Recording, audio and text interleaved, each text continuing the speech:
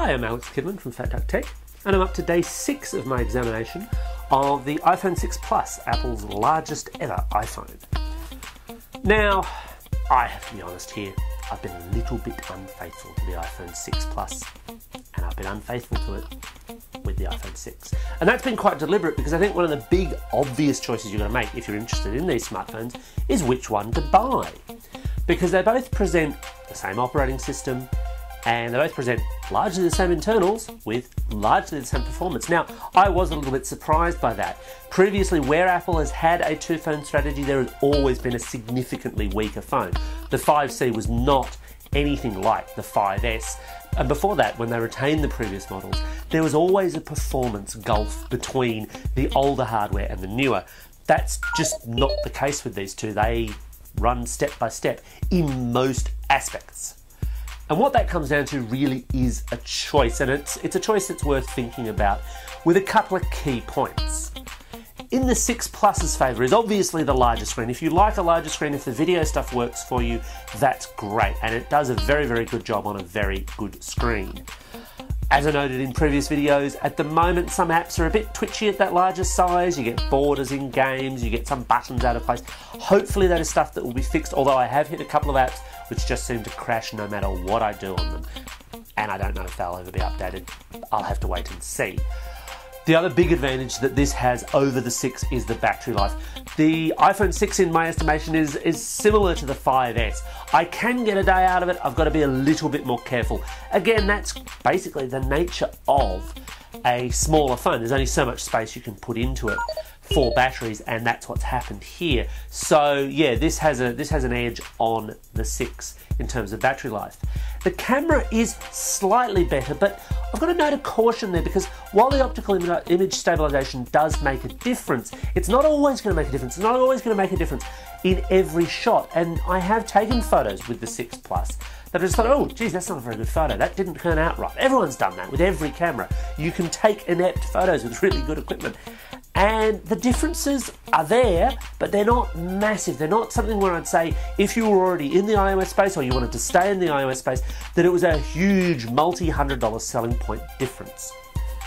So why buy the 6 if all the advantages are with the 6 Plus? Well, they're not all with the 6 Plus.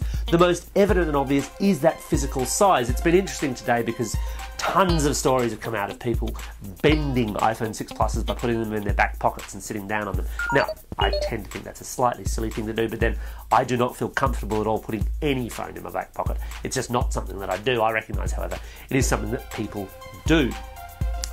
The 6 is an easier prospect to handle. It's smaller. It can work with one hand. Whilst it has that same double tap mechanism that I'm still not a huge fan of, you don't entirely need it most of the time.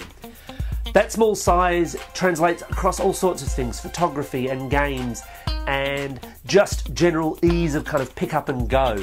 This tends to slide out of my pocket a bit more easily than this because it's heavier, because it's bigger, because it doesn't fit into the pocket all that well in the first place. This sits quite nicely.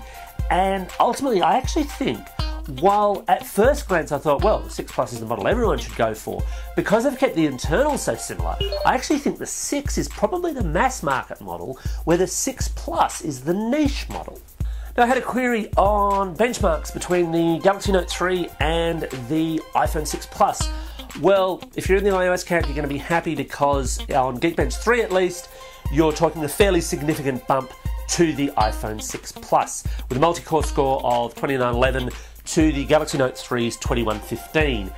Having said that, of course, the Galaxy Note 4 is imminent. I spent some time with the Galaxy Note 4 last night at Samsung Australia's recent launch, and that video should be up shortly.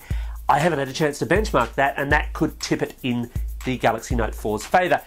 Equally, having said that though, I think if you're looking to buy a smartphone and you're just looking at raw benchmark numbers, you're looking at the wrong thing. Don't just buy on the benchmarks, buy on whatever else it can do for you. And between the Note 3 and the iPhone 6 Plus, I think there are some really big fundamental differences. Yes, they're both large screen phones. If you just want a large screen phone, buy the operating system that you like, because you're going to pay about the same kind of price. The announced Australian pricing for the Note 4 is a little bit lower than the highest end of the 6 Plus, but having said that, the 6 Plus has more onboard memory. You can add more with a microSD card to Android, but you can't put apps on it. So yeah, there's a wobble point there, and I think it's one that genuinely inflects on which operating system you like better, or whether, for example, you like the S Pen approach that Samsung takes with the Galaxy Note. I'm not a huge fan, I think it's fair to say, but a lot of people do like it, and it's an interesting innovation and an interesting point to have. Buy a phone for the entire ecosystem, for what you like about it, and for what you can live with for the things that you don't. Don't just go on, this has a higher number, therefore it is better.